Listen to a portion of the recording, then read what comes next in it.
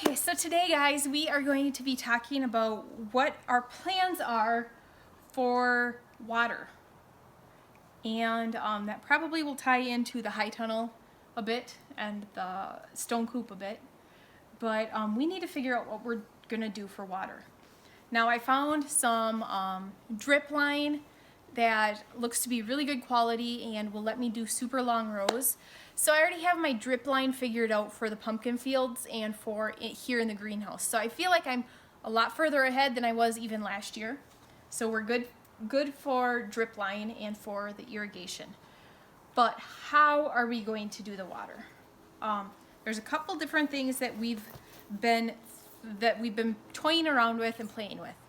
I would like to, even though it's nice and warm in here today, it's about 28 outside the greenhouse, and it is in the mid-60s in here. It is perfect. If I could be in this forever, I would be a happy camper. But it gets very cold at night because this does not retain heat. And when it's not sunny, it is about the same temperature as it is outside, maybe a few degrees warmer.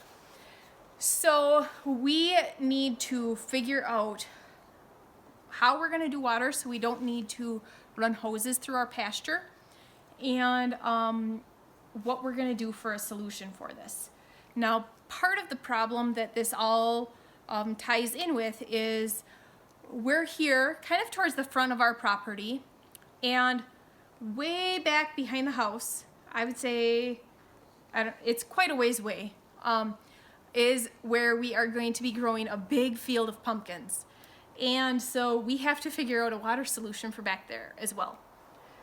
So one of the ideas we were playing with was build a small insulated little building here in the high tunnel, possibly making it into like a window greenhouse or something like that, so I could start seeds in here earlier in the year, and putting a sandpoint well in that and with the pump and everything, so that it would stay unthawed year-round and we would have a water source up here.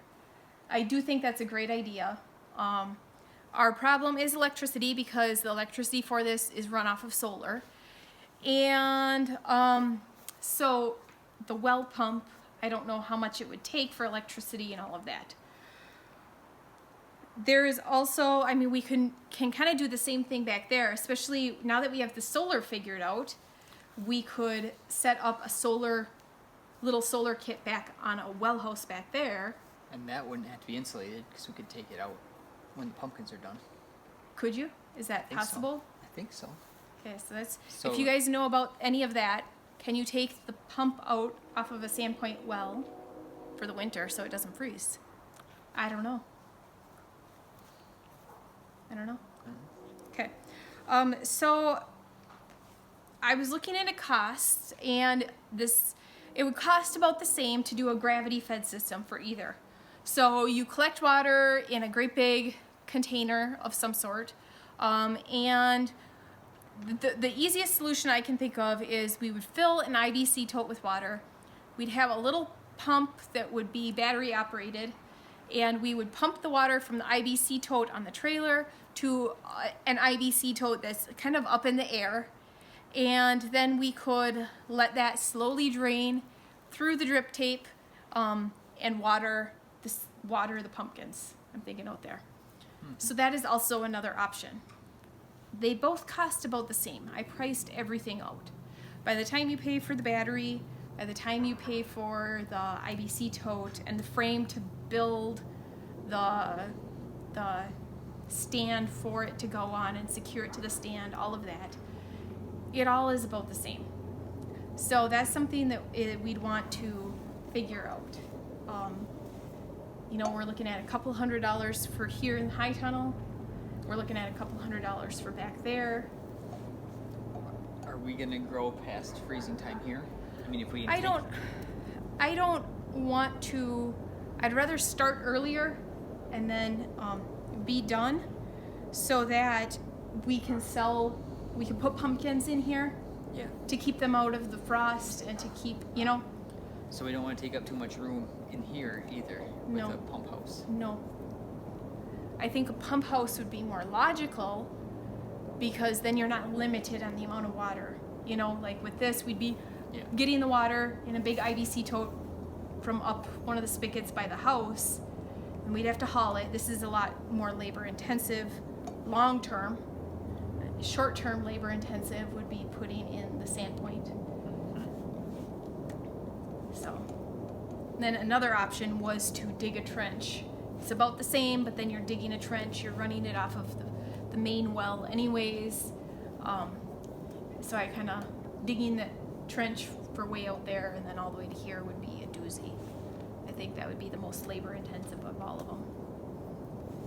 So if we could put in a sand point and remove the pump at the end of the fall, Okay. then we wouldn't have to insulate it. Yep.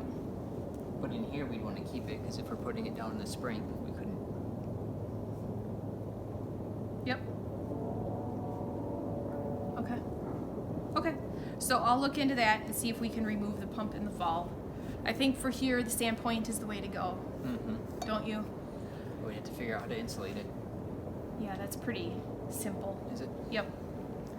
So we got that figured out. So we'll do the sand point here in the high tunnel, and that'll work out great because then I can make a little window greenhouse in there, and we can get plants started in there.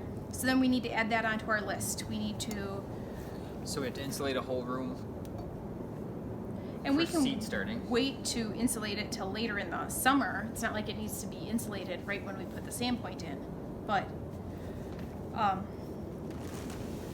and then we'll look into if we can remove that well pump and then use that in the back, because we don't want to use a hand one. That would be a pain in the butt I don't even think that would work with, how would you get that to work with irrigation? I don't know. Okay, so there we go.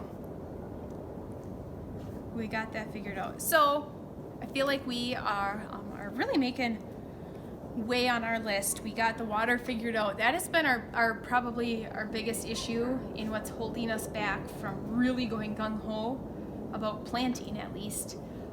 You know, we're really dealing with very rough soil conditions here, but with that said, we also need to figure out how to water, and our property is such goofy shape that the water lines are really going to be hard to dig, and you know, we're talking about thousands of feet to here, and then thousands of feet to back there. So if we can put in a sand point at least up here, and then if we can put one in back there, boy, that would really simplify our life. So that would be great. All right, that's it for today's video, guys. Thanks for tuning in, and we will see you next